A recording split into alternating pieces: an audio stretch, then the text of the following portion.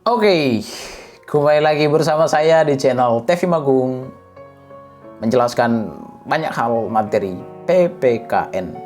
Oke, di video kali ini saya akan menjelaskan bagaimana kewenangan lembaga negara lainnya.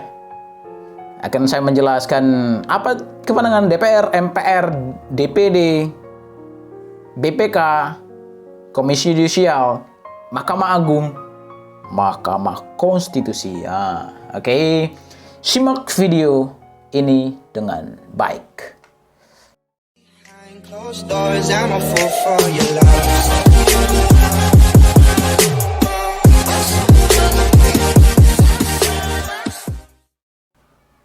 Iya, lembaga pertama yang akan saya jelaskan kewenangannya apa saja, yaitu MPR. MPR itu Majelis Permusyawaratan Rakyat. Oke. MPR itu terdiri dari DPR RI dan juga DPD RI. Gabungan dari dua itu menjadi MPR. Apa kewenangannya? Yang pertama, mengubah dan menetapkan undang-undang dasar. Jadi bagaimana konstitusi kita itu, undang-undang dasar itu mau diubah atau tidak, ada di tangan MPR. Undang-undang dasar kita mau diamandemen atau tidak, yang amandemen yang kelima ada di tangan MPR. Ingat, undang-undang dasar, bukan undang-undang. Beda ya.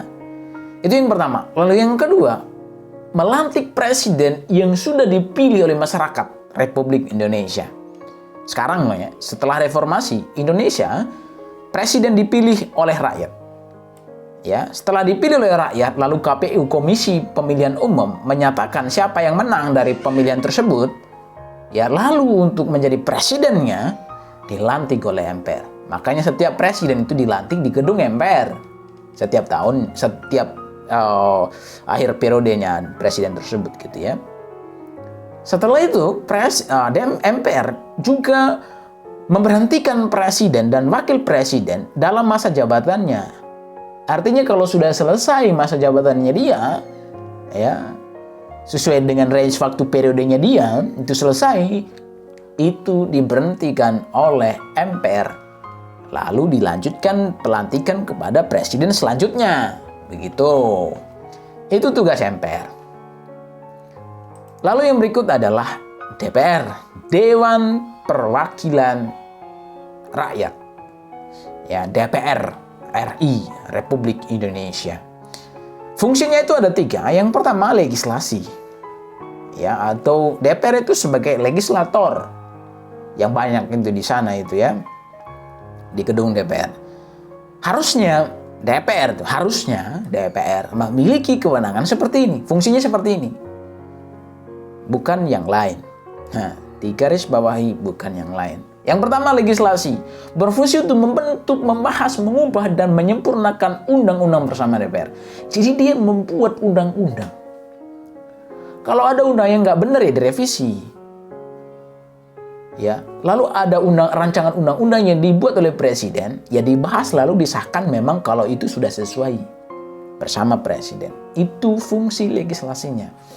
Lalu fungsi anggaran. Jadi DPR juga memiliki fungsi ini bagaimana dia memberikan persetujuan atau penolakan rancangan undang-undang yang dibuat oleh presiden berkaitan dengan APBN, anggaran pendapatan belanja negara setiap tahunnya. Jadi bagaimana anggaran untuk negara Republik Indonesia dalam 1 tahun tersebut itu diatur oleh presiden lalu dibahas bersama-sama. Kalau sudah oke ya disahkan. Begitu ya. Ya, lalu yang berikut, ini bukan anggaran yang ketiga ini, tapi adalah pengawasan. Fungsi DPR yang berikutnya adalah pengawasan. Sekali lagi, anggaran diganti dengan pengawasan. DPR berfungsi mengawasi bentuk kebijakan dan peraturan undang-undang yang dibuat oleh pemerintah. Jadi, aturan yang dibuat oleh pemerintah, peraturan pemerintah pengganti undang-undang, dan kebijakan-kebijakan yang lainnya, itu diawasi oleh DPR. Jangan sampai presiden itu keliru. Karena DPR merupakan perwakilan dari rakyat. Itu fungsinya. Lalu yang berikut, bagaimana hak DPR? Ada hak DPR itu adalah hak interpelasi. Jadi DPR itu memiliki hak untuk meminta informasi dari presiden berkaitan dengan apapun itu, ya dengan apapun itu yang berkaitan dengan presiden. Jadi kalau mereka membutuhkan informasi kayaknya agak kurang konfirmasi berkaitan dengan kebijakan kah atau apapun itu yang dibuat oleh presiden, ya diminta informasinya. Gitu, maka dipanggil lah kemana gitu ya, ke gedung DPR gitu maksudnya. Entah itu menterinya atau siapapun itu ya. Seperti itu. Biasanya menterinya yang ke sana. Menteri terkait gitu ya. Lalu hak angket, melakukan penyelidikan dan memutuskan bahwa peraturan suatu undang-undang akan dibaca. Jadi DPR juga memiliki kewenangan, hak untuk melihat nih. Ya, melihat atau memeriksa atau menyelidiki setiap peraturan pelaksanaan undang-undang yang dibuat atau yang dijalankan oleh presiden betul, oleh pemerintah gitu ya.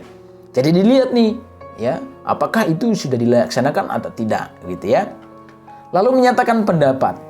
Ya, DPR yang dijalankan untuk mengutarakan sebuah kesimpulan atau peraturan pemerintah. Ya, tentunya DPR juga memberikan kesimpulan akhir bagaimana apa yang dilakukan ya oleh presiden berkaitan dengan peraturan atau kebijakan lainnya. Atau raport merah kah, atau raport hijau kah, atau yang lain itu ya DPR yang memberikan. Itu DPR. Lalu yang berikut adalah BPK. BPK itu Badan Pemeriksa Keuangan. Dia ngapain? Ya, dia adalah memeriksa keuangan dan tak bertanggung jawab terhadap keuangan negara. Jadi BPK itu yang bertanggung jawab bagaimana keuangan negara itu. Apakah keuangan negara itu sudah digunakan sesuai dengan yang sesungguhnya atau tidak? Ya. Lalu hasil pemeriksaannya BPK ini diberikan kepada DPR dan DPD. Kalau ada indikasi korupsi, ya tentunya itu disampaikan. Ya lalu nanti berikutnya KPK atau Komisi Pemberantasan Korupsi akan bertindak atau menyelesaikan kasus selanjutnya gitu ya, kalau ada indikasi korupsi atau tidak sesuai kegunaan keuangan negara kita gitu ya. Itu BPK. Lalu yang berikut bagaimana tugas kewenangan Mahkamah Agung dan juga Mahkamah Konstitusi setelah ini gitu ya. MA atau Mahkamah Agung dia memegang kekuasaan kehakiman. Jadi semua lembaga peradilan di Indonesia ini yang menguasai kekuasaan kehakiman, bagaimana proses peradilan dalam negara Indonesia itu dipegang atau dikuasai oleh Mahkamah Agung dan juga Mahkamah Konstitusi. Cuman Mahkamah Konstitusi itu hanya pengadilan khusus atau perkara-perkara khusus atau tertentu saja begitu ya. Lalu Mahkamah Agung juga membawahi peradilan yang ada di Indonesia. Artinya gini, di Indonesia di setiap kabupaten, kota, dan juga provinsi memiliki pengadilannya. Entah itu pengadilan agama, militer, tata usaha negara, pengadilan negeri atau pengadilan sipil, atau pengadilan umum begitu ya. Di kabupaten kota itu ada dan juga di provinsi itu ada gitu ya. Jadi kalau ada kasus ya diselesaikan dulu di kabupaten. Ya, kalau tidak bisa diselesaikan atau tidak terima hasilnya, langsung dibandingkan ke pengadilan yang di atasnya itu yang ada di tingkat provinsi. Ya, pengadilan provinsi itu adalah pengadilan tingkat 2, ya kedudukannya di provinsi atau sering juga disebut dengan pengadilan tingkat banding. Jadi dari kabupaten ke provinsi itu namanya banding. Jadi kasusnya itu dibandingkan ke provinsi begitu ya. Nah, pengadilan di provinsi namanya pengadilan tinggi gitu ya, tinggi agama, tinggi tata usaha negara, tinggi militer, tinggi negeri gitu ya. Lalu yang menjadi ketuanya ya tentu Mahkamah Agung gitu ya. Lalu Mahkamah Agung juga memiliki kewenangan memutuskan permohonan kasasi terhadap pemutusan peradilan tingkat banding. Jadi kalau ada kasus yang sudah diselesaikan di pengadilan tingkat banding tadi ya, di tingkat provinsi, lalu tidak diterima hasil putusannya, bawa ke Mahkamah Agung. Ya, atau sering disebut dengan dikasasikan ke Mahkamah Agung. Jadi Mahkamah Agung itu hanya menyelesaikan kasus yang diminta kasasi dari tingkat banding. Begitu ya. Lalu menguji peraturan secara material terhadap peraturan perundang-undangan di bawah undang-undang. Artinya gini, kita itu memiliki hukum di Indonesia. Hukum di Indonesia itu ada banyak. Ada yang paling tinggi tentunya Undang-Undang Dasar, ideologi kita Pancasila. Lalu ada TAP MPR, undang-undang, peraturan pemerintah, pengaturan pemerintah pengganti undang-undang. Lalu ada untuk peraturan pemerintah pengganti undang-undang dan undang-undang sejajar, ya, kedudukannya sejajar gitu ya. Lalu ada peraturan pemerintah sering disingkat PP, ada peraturan presiden, ada peraturan daerah gitu ya. Peraturan daerah itu dibagi menjadi dua, ada peraturan daerah di tingkat provinsi, ada juga peraturan di tingkat kabupaten dan kota. Jadi seperti itu anak-anak. Nah, yang diuji secara material oleh Mahkamah Agung hanya peraturan yang kedudukannya itu di bawah undang-undang. Jadi yang di bawah kedudukannya itu di bawah undang-undang kedudukannya.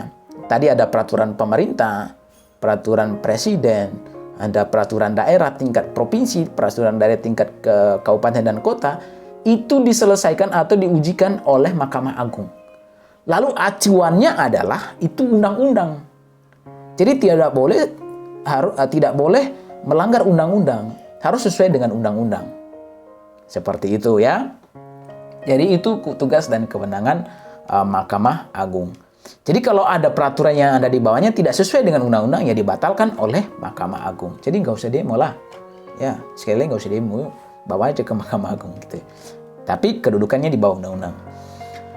Lalu berikut Mahkamah Konstitusi. Apa tugasnya Mahkamah Konstitusi itu? Yang pertama, menguji undang-undang terhadap undang-undang dasar. Ya. Jadi undang-undang yang dibuat oleh DPR itu diuji atau di judicial review ya kalau nggak salah, itu di Mahkamah Konstitusi. Artinya apa? Undang-undang itu harus sesuai dengan undang-undang dasar. Ya.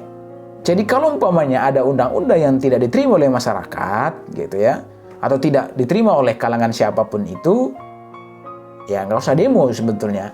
Bawa aja itu ke Mahkamah Konstitusi. Nanti Mahkamah Konstitusi lihat ini sudah sesuai atau tidak. Tentunya harus sesuai dengan Undang-Undang Dasar. Sebagai sumber dari segala hukum itu adalah Undang-Undang Dasar. Kalau tidak sesuai bagaimana? Ya bisa dibatalkan oleh Mahkamah Konstitusi. Tentunya melalui proses peradilan di sana gitu ya. Lalu memutuskan sengketa kewenangan lembaga negara ya. Di mana kewenangannya itu diberikan oleh Undang-Undang Dasar. Jadi kalau ada lembaga negara, ada bermasalah lembaga-lembaga negara di Indonesia, entah polisi, DPR, MPR, dan lain sebagainya, yang kewenangannya itu yang diberikan oleh Undang-Undang Dasar 45, bukan undang-undang ya, itu diselesaikan oleh Mahkamah Konstitusi gitu ya. Lalu memutuskan perselisihan tentang pemilihan umum. Artinya apa? Kalau ada proses politik di Indonesia, pemilihan umum di Indonesia, entah itu di kabupaten, entah itu di provinsi, ya, dan di pusat bahkan memilih presiden gitu ya. Kalau ada yang tidak diterima, bawakan kasus itu ke Mahkamah Konstitusi langsung. Jadi kalau ada kasus di Papua, di NTT, kasus berkaitan dengan pemilihan umum, sengketa begitu ya, pemilihan umum, bawanya kemana? Ya ke Mahkamah Konstitusi. Ya, lalu diselesaikan. Keputusan Mahkamah Konstitusi itu bersifat final. Atau sering juga disebut Mahkamah Konstitusi merupakan mahkamah tingkat pertama dan akhir. Jadi apapun keputusannya atau hasil akhir dari sidang di dalam Mahkamah Konstitusi itu harus diterima. Jadi kalau Mahkamah Konstitusi bilang ini lanjut, ya lanjut. Kalau enggak, ya berarti pemilu ulang gitu ya. Lalu yang berikut, Mahkamah Konstitusi memberikan putusan kepada DPR, memberikan putusan ya atas pendapat DPR mengenai pelanggaran presiden. Jadi kalau presiden dan wakil presiden itu melakukan pelanggaran, itu diberikan pendapatnya kepada DPR gitu, supaya diawasi. Itu Mahkamah Konstitusi. Ini mahkamah khusus ya. Hanya kasus khusus yang diberikan oleh Mahkamah Konstitusi. Oh iya, satu lagi, membubarkan partai politik. Kalau ada partai politik di Indonesia yang tidak benar atau yang sudah melanggar gitu ya, memiliki ideologi khusus, memiliki latar belakang ideologi yang lain selain Pancasila, itu bisa dibubarkan oleh MK atau sudah di luar ketentuan gitu ya, atau melanggar aturan.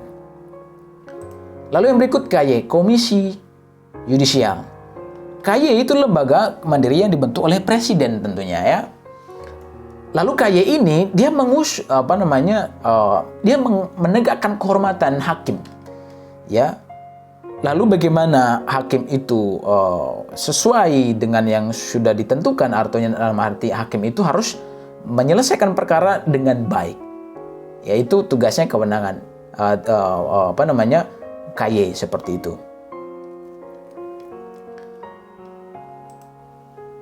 Ya. Sampai di sini dulu video kali ini ya, berkaitan dengan beberapa lembaga negara kewenangannya. Ada banyak tadi hal ya, lembaga negara yang saya jelaskan. Semoga video ini kalian suka ya, bermanfaat ya. Teman-teman anak-anak memiliki pemahaman tentang berbagai lembaga negara yang ada di Indonesia. Ya, mohon maaf kalau ada yang salah. Sekian, terima kasih. Jangan lupa like, comment, dan subscribe. Thank you, bye-bye.